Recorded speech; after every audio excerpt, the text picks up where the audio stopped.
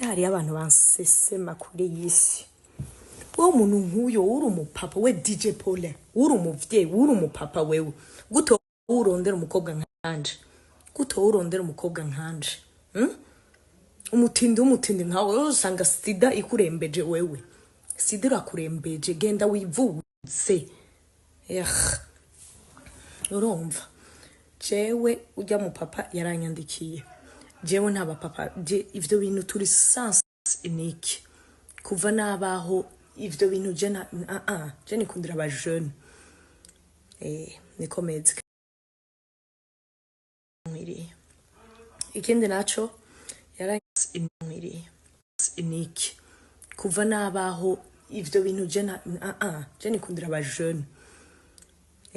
Niko meze kandi mfise umujene umwe kandi aramwiriye.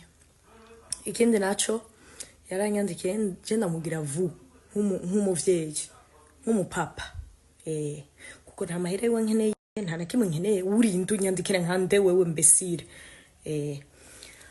Hama ndazana umugabo wanje hari uwo basotoranye mugabo nta cabaye gusa DJ Paulin yaciye abiprofitiramwo acafata umugenzi wacu twari tuzananye w'umuhungu amubeshera ngo yamenye ikintu kugira amukubite acashaka kumutwara kuri zone mutwara kuri zone nkande wo mbesire wewe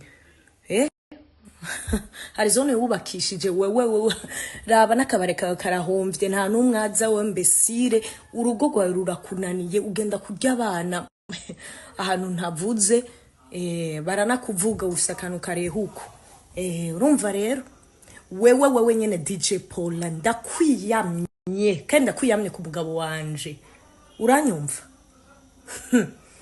Nimba utanzi rero umwana wa Abdul urabaza umwana Abdul ninde kivumbi ka Abdul ninde urabaza umwana wa Abdul nzokwereka.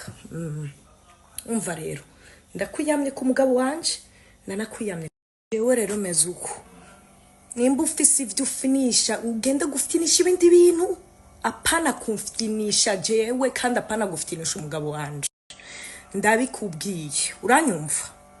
Nejo bundi ndazi yuko nakublote ngaha muga ntubikubwira n'ubikwereka ntuzosubire